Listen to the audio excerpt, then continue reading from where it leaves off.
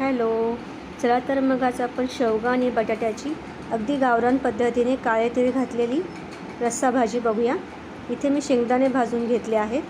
त्यानंतर थोडंसं खोबरं इथे घेतलं आहे. थोडंसं खोबरं पण भाजून घ्यायचं आपल्याला. त्यानंतर आलं, 4-5 लसणाच्या पाकळ्या. नंतर इथे काळे तीळ घेतले आहेत. काळे तीळ पण भाजून घ्यायचे आहेत. थोडेसे धने भाजून घ्यायचे आहेत. हा सगळा मसाल्याबरोबर मी थोडीशी कोथिंबीर पण टाकत आहे. कोथिंबीर वगैरे टाकून मसाला वाटून घ्यायचा.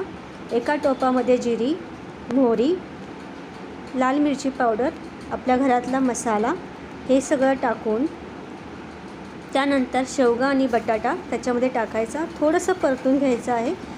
लाल मसाल्यामुळे त्याला छान अशी तरी येते. नंतर आपलं मिक्सरमध्ये वाटलेलं वाटप टाकायचं आहे. हे सगळं मिश्रणामध्ये थोडंसं मीठ टाकायचं आहे. थोडंसं पाणी टाकायचं आहे. शिजवून घ्यायचं आहे 10 ते 15 मीठ टाकून 10 ते 15 मिनटं ही रस्सा भाजी शिजवून घ्यायची आहे. बटाटा आणि शेवगा 10-15 मिनटात आरामात शिजून होतो.